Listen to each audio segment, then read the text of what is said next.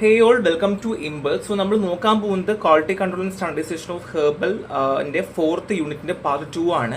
So ഇവിടെ നമ്മൾ already stability testing നോക്കിയായിരുന്നു, ആപ്ലിക്കേഷൻ എങ്ങനെയാണ് ക്രൊമാറ്റോഗ്രഫിയിൽ ഉപയോഗിക്കാൻ നോക്കിയായിരുന്നു. ഇനി നമ്മൾ എങ്ങനെ ഡോക്യുമെന്റ് പ്രിപ്പയർ ചെയ്യണം, new drug application export registration എങ്ങനെയായിരിക്കണം ആൻഡ് GMP എങ്ങനെയായിരിക്കണം. GMP ഒക്കെ നമ്മൾ ഓൾറെഡി പഠിച്ചതാണ്, അപ്പോൾ അതുകൊണ്ട് നിങ്ങൾക്ക് എളുപ്പമായിരിക്കും.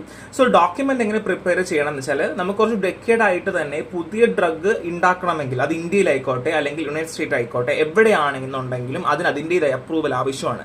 ഇന്ത്യയിലെ ഡ്രഗുകൾ അപ്രൂവ് ചെയ്യുന്നതിന്റെ അളവ് വളരെ കുറവാണ്, എന്നാൽ തന്നെയും എന്താണ് കൂടുതലല്ലെന്ന് പറയാൻ ഒക്കത്തില്ല. സോ നമ്മുടെ ഈ ഒരു എക്സ്പോർട്ട് രജിസ്ട്രേഷനും അല്ലെങ്കിൽ ന്യൂ ഡ്രഗ് ആപ്ലിക്കേഷനും ഒക്കെ ഒരു ബോഡി ഉണ്ട്, അല്ലെങ്കിൽ നമുക്ക് അതിനു വേണ്ടി സ്പെസിഫിക് ആയ ഒരു ബോഡി ഉണ്ട്.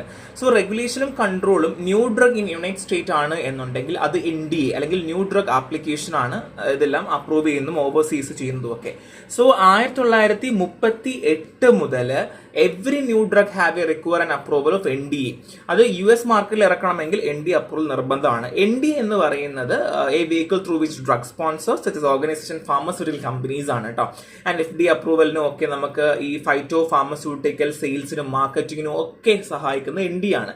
കാര്യം NDAന്റെ ഒരു അപ്രൂവൽ ഇല്ലാതെ, ഒരു ബേസിക് അപ്രൂവൽ ഇല്ലാതെ മുമ്പോട്ട് പോവില്ല എന്നുള്ളതാണ്. ഇന്ത്യയിലാണെങ്കിൽ ആയുർവേദ യുനാനി ഒക്കെ എന്താണ് കോമൺലി ഹിസ്റ്ററി മുതലേ ഉപയോഗിക്കുന്നത് കൊണ്ട്, അല്ലെങ്കിൽ നമ്മൾ പണ്ട് മുതലേ ഉപയോഗിക്കുന്നത് കൊണ്ട് തന്നെ നമ്മൾ കൺസിഡർ ചെയ്യുന്നത് സേഫ് ആണ് എന്നുള്ളതാണ്. അതുകൊണ്ട് തന്നെ മാർക്കറ്റിംഗ് അപ്രൂവൽ ഒക്കെ ഡ്രഗ് ആൻഡ് കോസ്മെറ്റിക് ആക്ട് 1940 പ്രകാരമാണ്. കാര്യം പണ്ട് മുതൽ ഉപയോഗിക്കുന്ന സാധനം ആയതുകൊണ്ട് തന്നെ ഒരു ന്യൂ ഡ്രഗ് അപ്രൂവലിന്റെ ആവശ്യം നമുക്ക് അവിടെ വരുന്നില്ല എന്നുള്ളതാണ്. സോ എങ്ങനെയാണ് NDA നമ്മൾ ചെയ്യേണ്ടതെന്നുള്ളതാണ്. ഫാർമസ്യൂട്ടിക്കൽ കമ്പനി ഇന്ത്യയിൽ ഒരു സാധനം മാനുഫാക്ചർ ചെയ്യാനോ പുതിയൊരു ഫൈറ്റോ കെമിക്കൽ അല്ലെങ്കിൽ ഫാർമസ്യൂട്ടിക്കൽ ഡ്രഗ് ഇമ്പോർട്ട് ചെയ്യണം നോക്കുവാണ് എന്നുണ്ടെങ്കിൽ ഉറപ്പായിട്ടും DGI drug control general of ഇന്ത്യയുടെ പെർമിഷൻ സീക്ക് ചെയ്യേണ്ട അത്യാവശ്യമാണ്. അത് മാത്രമല്ല ഷെഡ്യൂൾ ബൈ പ്രകാരം drug and cosmetic act rule 1940 പ്രകാരമുള്ള എല്ലാ സ്പെസിഫിക്കേഷൻസും ക്വാളിഫൈ ചെയ്യണം. അതിനുശേഷം ഇന്ത്യൻ പോപ്പുലേഷന് സേഫ് ആണോ എന്നുള്ളത് പ്രൂവ് ചെയ്യണം. ക്ലിനിക്കൽ ട്രയൽസിൽ കൂടെ പോവേണ്ട ആവശ്യമാണ്. Schedule by guidelines follow ചെയ്യണം.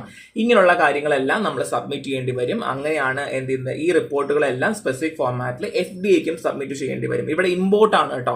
ഇമ്പോർട്ടിന്റെ കാര്യം കൂടെ നോക്കുന്നത് കൊണ്ട് തന്നെ നമ്മൾ അത് നോക്കേണ്ട ആവശ്യമാണ്. സോ ഫോർമാറ്റ് ടു FDA നമ്മൾ ചെയ്യേണ്ടതായിട്ട് വരും. ഫുഡ് ആൻഡ് ഡ്രഗ് അതോറിറ്റിയും കൂടെ നമുക്ക് ചെയ്യേണ്ടി വരും എന്നുള്ള കാര്യം കൂടെ ഓർത്തിരിക്കുക. ഇത് സിമ്പിളാണ്, ഒന്നുമില്ല. നമുക്ക് DCGI വേണം, ഷെഡ്യൂൾ ബൈ വേണം, കോസ്മെറ്റിക് ആക്ട് പ്രകാരം വേണം, and schedule by guidelines വേണം, ആൻഡ് FDA വേണം എന്നുള്ളതാണ്. ആൻഡ് സ്പെഷ്യൽ റിക്വയർമെന്റ്, ബൊട്ടാണിക്കൽ ഡ്രഗ്സിന് സ്പെഷ്യൽ റിക്വയർമെന്റ് ഉണ്ടോ എന്ന് വെച്ചാൽ ഉറപ്പായിട്ടും ഉണ്ട്. സോ നമുക്ക് പ്രൊഡക്ട് ഡിസ്ക്രിപ്ഷൻ അല്ലെങ്കിൽ human experience documentation on prior human experience documentation ആവശ്യമാണ്. ബൊട്ടാണിക്കൽ റോ മെറ്റീരിയൽസിന്റെ ഡിസ്ക്രിപ്ഷൻ അല്ലെങ്കിൽ ഈവൻ നമുക്ക് അറിയുന്ന കെമിക്കൽ കോൺസ്റ്റിനെ പറ്റിയുള്ള ഡീറ്റെയിൽസ് അത്യാവശ്യമാണ്. ആൻഡ് മെറ്റീരിയൽ പ്രോസസ്സിംഗ് എങ്ങനെയാണ് അതുമായി ബന്ധപ്പെട്ട ഡോക്യുമെന്റ്സ് ആവശ്യമാണ്. And botanical drug substance and product details അത്യാവശ്യം. അതായത് പറയുവാണെന്നുണ്ടെങ്കിൽ ഒരു ഡ്രഗിന്റെ toxicological, pharmacological and raw material study and even start മുതൽ അവസാനം വരെയുള്ള എൻഡ് വരെയുള്ള എല്ലാ ഡീറ്റെയിൽസും, stability, biological assay and even GMP പോലും കാണിക്കുന്ന എല്ലാ ഡോക്യുമെന്റ്സും അത്യാവശ്യമാണ് എന്നുള്ളതാണ്. ഡോക്യുമെന്റ്സ് എന്നല്ല, അതെല്ലാം മീറ്റ് ചെയ്യണം എന്നുള്ളതാണ്. സോ തെറാപ്പറ്റിക് കൺസിസ്റ്റൻസി അഷ്യൂറൻസ് അതും ആവശ്യമാണ്. അതായത് നമ്മൾ ബയോളജിക്കൽ റോ മെറ്റീരിയൽ കൺട്രോൾ ടെസ്റ്റുകൾ ആവശ്യമാണ്.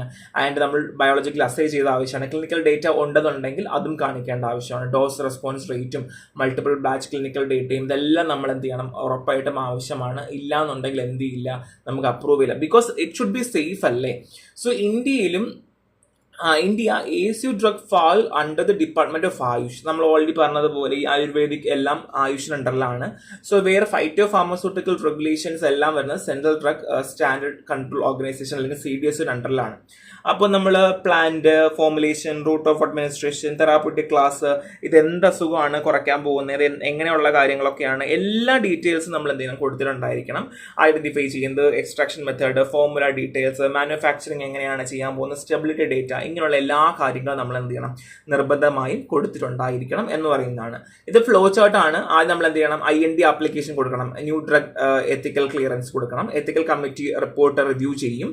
അതിനുശേഷം IND കമ്മിറ്റി എക്സാമിൻ ചെയ്ത് ആപ്ലിക്കേഷൻ റിവ്യൂ ചെയ്യും. സാറ്റിസ്ഫാക്ടറി ആണ് എന്നുണ്ടെങ്കിൽ DCGIക്ക് റെക്കമെൻഡ് ചെയ്യും. IND ആപ്ലിക്കേഷൻ അപ്രൂവ് ചെയ്യും. ക്ലിനിക്കൽ ട്രയൽസ് കണ്ടക്ട് ചെയ്യുക. അതിനുശേഷം new drug application CDSCO submit ചെയ്യുക ആൻഡ് എക്സാമിൻ ചെയ്യുക. DCG റിവ്യൂ ചെയ്ത് എക്സാമിൻ എക്സാമിൻ ചെയ്യും, അപ്രൂവൽ ചെയ്യും, കൊമേഴ്സ്യലൈസ് ചെയ്യും. നിങ്ങൾ നിർബന്ധമായിട്ടും ഈ ഫ്ലോ ചാർട്ട് അതുപോലെ പഠിക്കുക. ബിക്കോസ് നേരത്തെ പഠിച്ച കാര്യങ്ങളൊക്കെ തന്നെയാണ് ഇതിനകത്തും പറയുന്നത്, വേറെ വ്യത്യാസങ്ങളോ കാര്യങ്ങളോ ഒന്നുമില്ല. അതുകൊണ്ട് നിർബന്ധമായി എന്ത് ചെയ്യണം, ഇത് നമുക്ക് പഠിച്ചേ പറ്റൂ. Because it's very very important കേട്ടോ. സോ ഇനി preparation of document for export registration. Export registration എങ്ങനെയാണ് ചെയ്യേണ്ടത്? എക്സ്പോർട്ട് അറിയാലോ, ഇമ്പോർട്ടറൊക്കെ എക്സ്പോർട്ട് കയറ്റുമതിയാണ്. So manufacturing hold valid license form 25 form 28 എന്താണ് NOC വാങ്ങേണ്ട ആവശ്യമാണ്. സോണലോ അല്ലെങ്കിൽ sub zonal office of CDSO നിന്ന് എക്സ്പോർട്ട് ചെയ്യാനുള്ള അപ്രൂവൽ അല്ലെങ്കിൽ ban drugs unapproval whatever നമ്മൾ സാധനം വാങ്ങുക, ലൈസൻസ് മേടിക്കുക. പർപ്പസ് എന്താണ്? NOC കിട്ടുന്ന വെച്ചാൽ നമുക്ക് വേറെ പ്രശ്നമൊന്നുമില്ല. Ministry of health and welfare under rule 94 drug and cosmetic act പ്രകാരം നമ്മളിത് എല്ലാം ചെയ്യുന്നുണ്ട്, റിക്വയർമെന്റ് എല്ലാം ചെയ്യുന്നുണ്ടെന്ന് തെളിയിക്കുകയാണ് കേട്ടോ. ഇനി റെക്കോർഡ് ഡോക്യുമെന്റ് എന്താണ്? കവറിംഗ് ലെറ്റർ ആവശ്യമാണ്. ആദ്യം നമ്മൾ എന്താണ് ചെയ്യാൻ പോകുന്നത്? കവറിംഗ് ലെറ്റർ, പർച്ചേസ് ഓർഡർ, നമ്മൾ പർച്ചേസിന്റെ നെയിം, ഡോസ്, കാര്യം എക്സ്പോർട്ട് ചെയ്യുന്നതല്ലേ. മാനുഫാക്ചറിംഗ് ലൈസൻസ് ആവശ്യമാണ്. സ്റ്റേറ്റ് ലൈസൻസിങ് അതോറിറ്റിയുടെ മാനുഫാക്ചറിംഗ് ലൊക്കേഷൻ റിക്വയർമെന്റ് ഇതെല്ലാം ആവശ്യമാണ്. ആൻഡ് പെർഫോമ ഇൻവോയ്സ്, അതായത് നമ്മൾ ഏത് കൺട്രിയിലേക്കാണ് നമ്മൾ ഇമ്പോർട്ട് ചെയ്യാനായിട്ട് പോകുന്നത്, അവിടെ എന്തൊക്കെയാണ് ആക്റ്റീവ് ഫാർമസ്യൂട്ടിക്കൽ ഇൻഗ്രീഡിയന്റ് ആൻഡ് അവിടുത്തെ അതോറിറ്റി സൈൻ ചെയ്ത് ഇമ്പോർട്ട് ആണ് കേട്ടോ. സോ ഇവിടെ ഞാൻ ഉദ്ദേശിക്കുന്നത് ഇമ്പോർട്ടിങ് ഇൻ ദ സെൻസ് എന്ന് വെച്ച് കഴിഞ്ഞാൽ ഇപ്പൊ നമ്മൾ എക്സ്പോർട്ട് ചെയ്യുകയാണെന്നുണ്ടെങ്കിൽ ആ ഇമ്പോർട്ടിങ് ചെയ്യുന്ന ആ സ്ഥലത്തെ കാര്യമാണ് പറയുന്നത്. എ കോപ്പി ഓഫ് ഇമ്പോർട്ടിംഗ് കൺട്രിയുടെ പെർഫോമയാണ് പറയാൻ പോകുന്നത്. ഇപ്പൊ എക്സാമ്പിൾ ഞാൻ USA ചെയ്യുന്നതെങ്കിൽ USA proforma invoice for an unapproved active pharmaceutical ഇൻഗ്രീഡിയന്റോ അങ്ങനെയുള്ള കാര്യങ്ങൾ കേട്ടോ.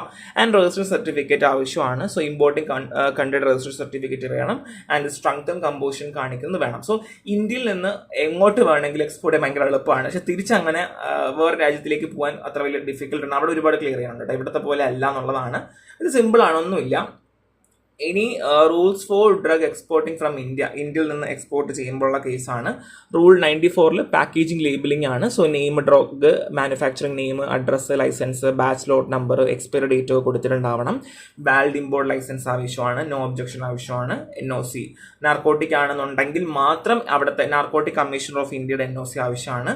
96 to 101 do not apply to prescription medicine label with. So നമുക്ക് പ്രിസ്ക്രിപ്ഷൻ മെഡിസിൻ ആണെന്നുണ്ടെങ്കിൽ supplier name, address, patient name, ഇപ്പം ഒരാൾക്ക് വേണ്ടി നമ്മൾ ഇറക്കുന്നതാണ്. ഇപ്പൊ എക്സാമ്പിൾ എനിക്ക് അസുഖമാണ്, അപ്പൊ എനിക്ക് വേണ്ടി മാത്രം ചെയ്യുന്നതാണ്, എക്സ്പോർട്ട് ചെയ്യുന്നതാണ് എന്നുണ്ടെങ്കിൽ അയാളുടെ പേഴ്സണൽ കാര്യങ്ങളാണ് വേണ്ടത്. ഇപ്പോൾ നേരത്തെ പറഞ്ഞതുപോലെ ഇപ്പൊ ഒരു കമ്പനിയാണ് അല്ലെങ്കിൽ വലിയ കമ്പനിയാണ് കൊണ്ടുപോകുന്നതെങ്കിൽ മേലെ പറഞ്ഞതുപോലെ അവിടെ നാർക്കോട്ടിക് കമ്മീഷൻ ആവശ്യം വരുന്നില്ല. എന്നാലും ചില ആൾക്കാർ എക്സ്പോർട്ട് അഡ്വൈസ് എടുക്കാറുണ്ട്. അപ്പോൾ ഇത് പേഴ്സണൽ യൂസും ഉണ്ട്, മാനുഫാക്ചറിങ്ങിന്റെ ലാർജ് യൂസും ഉണ്ട്. ലാർജ് യൂസ് ആണെങ്കിൽ മേലെ പറഞ്ഞതുപോലെയും പേഴ്സണൽ യൂസ് ആണെങ്കിൽ താഴെ പറഞ്ഞതുപോലെയും ആയിരിക്കും നമ്മൾ ചെയ്തു പോയേണ്ടത് കേട്ടോ. So rule 95 prohibit for sale distribution unless labelled.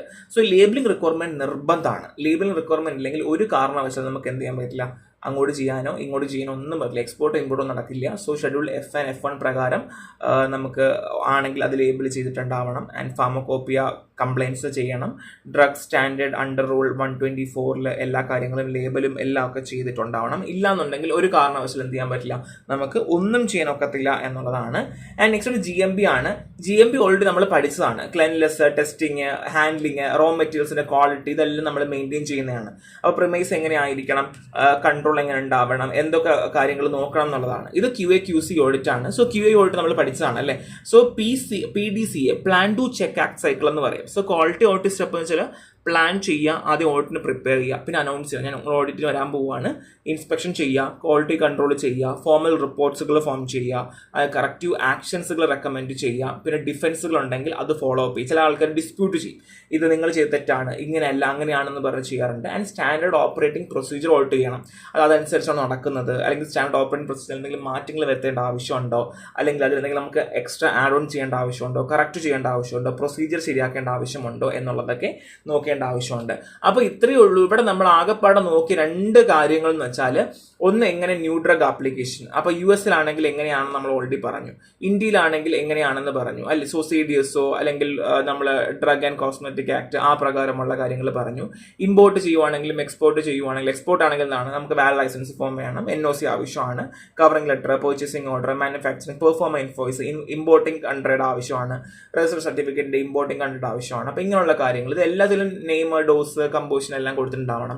And rules and drug exporting from ഇന്ത്യയിൽ നിന്ന് എക്സ്പോർട്ട് ചെയ്യുന്നതാണെന്നുണ്ടെങ്കിൽ അതിന്റെ ലേബൽ റിക്വയർമെന്റ്, പേഴ്സണലാണെങ്കിൽ സപ്ലൈസ് നെയിം, പേഷ്യന്റ് നെയിം, അങ്ങനെയുള്ള കാര്യങ്ങൾ ഇതൊക്കെ നിങ്ങൾക്ക് വായിച്ച് തന്നെ മനസ്സിലാവുന്ന കേസേ ഉള്ളൂ. വലിയ പാഠം എന്നുള്ള സബ്ജക്റ്റ് അല്ല. നന്നായിട്ട് വായിക്കുക. നെക്സ്റ്റ് ക്ലാസ്സിൽ കാണാം. Thank you.